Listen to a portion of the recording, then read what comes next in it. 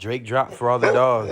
You know what that means? Here comes that Drake content. It's Drake season right now. October, gotta pump out this Drake content for y'all. If you like Drake, subscribe, like. But I ranked every Drake album, mixtape, compilation in this vid right here. We're going to disagree, and I did that on purpose. So tell me how wrong I am in the comments. But let's get started. One last thing, no room for improvement or comeback kid is on this video.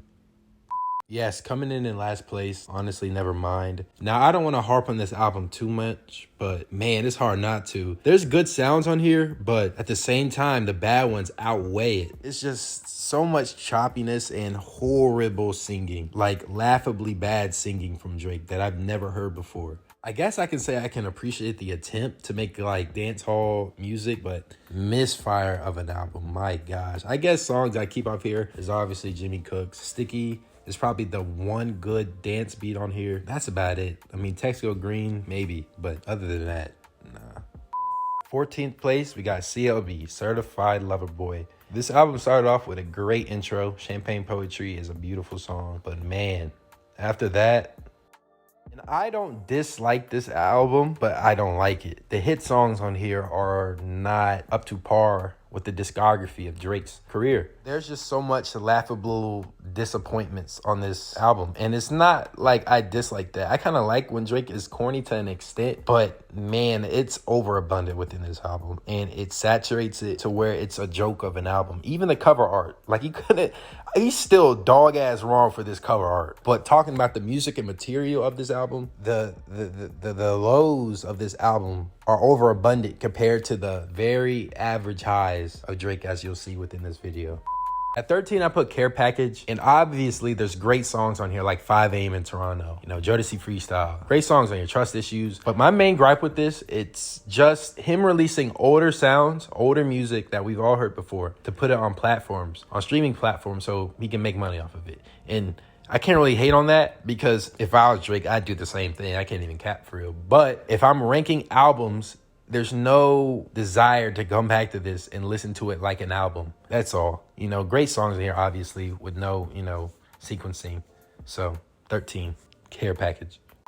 Now, at 12, I got Scorpion. Now, first, I'm going to say I like the idea of the two discs, the two-parter within this album, the top half being rap and the second half being that R&B soul that I like. So I can't really contradict myself and say this is bloated, but he could have minimized it just a little bit. Like, there's so many songs in here that are really disappointing. I feel like the most disappointing song is Talk Up with Jay-Z. I cannot stand this. I don't get how much. And one thing about Scorpion, I do not like the hit songs off this album at all. I listen to it, like songs like God's Plan, and I just can't like it. It's not great material. It's just good. And it's just, I can't get down with the songs off this album as much as I can with others. Now, the intro song to this album, I feel is the best, Survival. There's other ones. I'm not going to overindulge within tracks on this album, but it's probably my least favorite Drake album. Most people's is CLB. This is mine for me personally. So yeah, Scorpion, 12.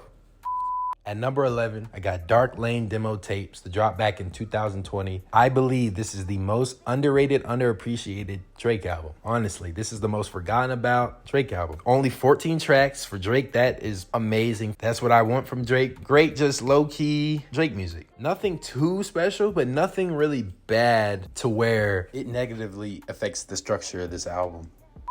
At number 10, I got the recent release of For All the Dogs. There's so many tracks on here that I love. Obviously, the Two-Headed Monster, a first-person shooter, and 8 a.m. in Charlotte are stellar tracks off the rip. And then, you got great songs under it, like Away From Home, him talking about his past. We all love a little Drake flashback within his music because he doesn't really give us too much in depth of those in this generation. I'm not going to go fully in too deep with this album because I got content ahead, but I will say some disappointments that I've had is, man, the cornier lyrics do not stop. And with Drake, I've learned to just know that it comes with him. Like it's Drake. That's his character. But my God, his lyrics choice sometimes doesn't tank the song, but it devalues it to where it devalues its prestige. Songs like I Don't Give a Fuck with Yeet, the lyric choice when he decides to jump in are so laughably corny, but I feel it's delivered better than a CLB.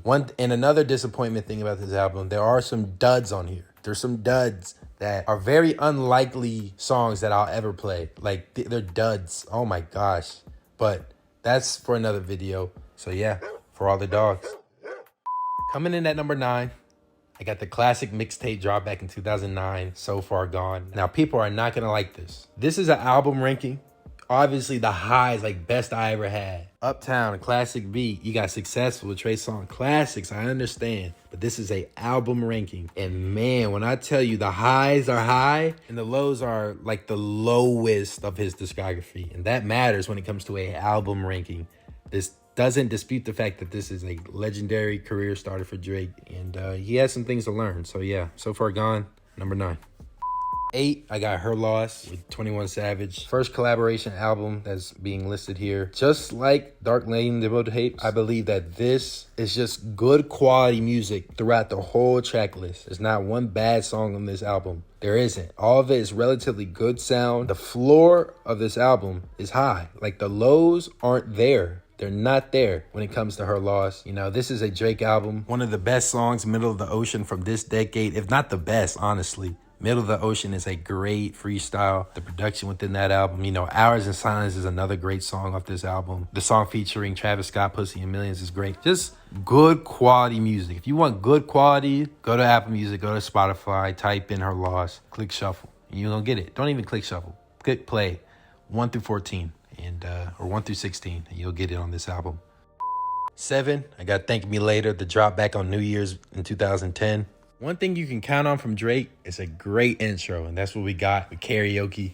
One thing about this album that hits home for me is, you know, people were just really at this time of Drake's career downing him, and the rap gang didn't like him that much. And every time I listen to this album, I remember that, and it hits home for me. And enough to where his first studio album comes in at number 7 within his discography.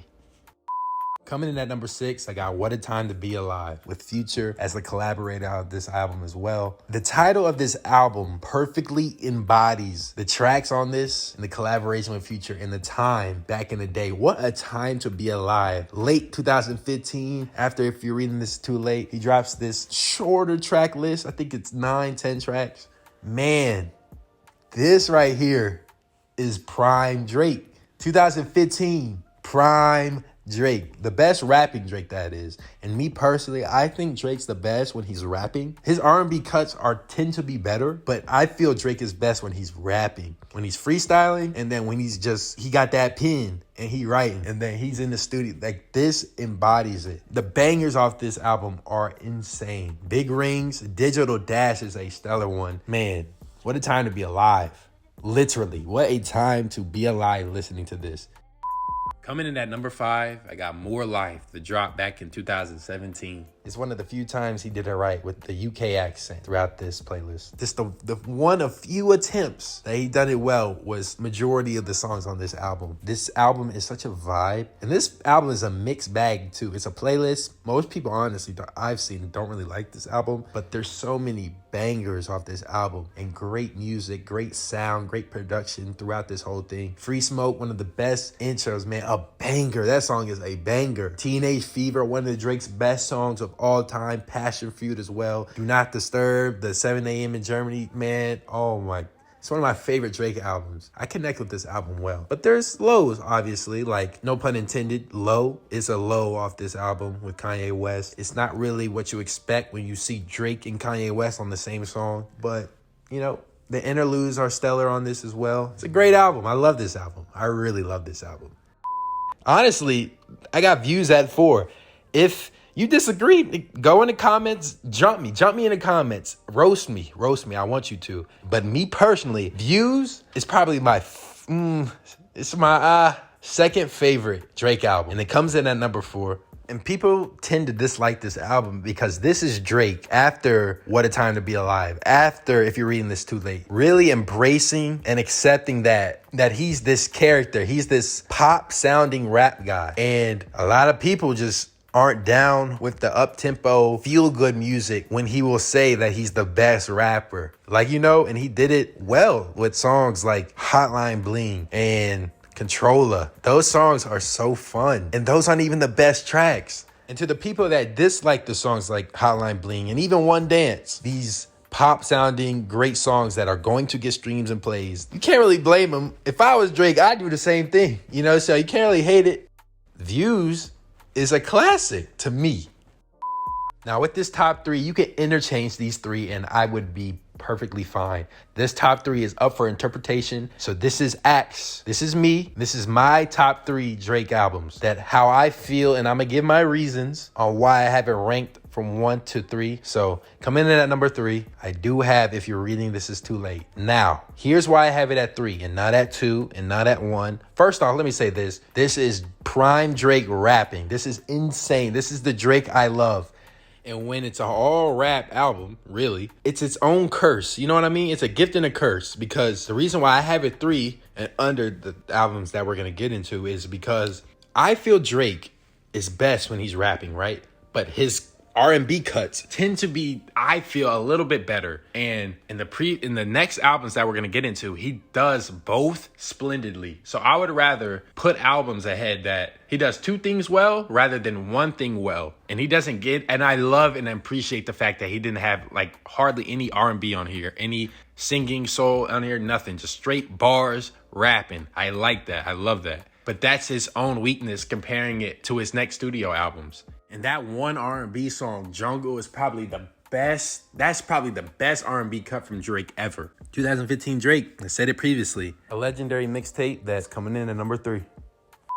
But coming in at number 2 in second place within Drake's discography of albums, my favorite album, Nothing Was the Same. This album has a chokehold over my childhood. And what's funny is, before making this video, before the idea of this video, if you told me what the best Drake album would be, I would say this. When I re-listen to Drake's albums and I re-listen to all of Drake's songs, when it comes to, lyrics, song structure, this album is the standard. This album is perfect. The perfect mix, great intro, one of the best, if not the best intros in Tuscan Leather. Just a well put together album that you just really don't get anymore from Drake nowadays. As well as the cohesiveness you just don't get from Drake anymore. The album was him as a boy, then it turned into him as a man with the deluxe. The storytelling about different introspectives of his life. The storytelling from Drake, it comes in at number 2 for me. I'm not gonna overindulge, but that means Take Care is my number 1. Down in the comments, you can even make the list, but just say what's your favorite album, what's your favorite Drake album from his discography, and what's the best one. For me, it's Take Care. When I grew up, matured, and listened to this album again, and listened to the messaging of everything, his purpose, his reason within tracks, like The Ride, shot for me. Really listening to his plan, his blueprint, and how he was really going to change the game. Anything and everything you'd want from a Drake project and resounding production. This album is my number 1.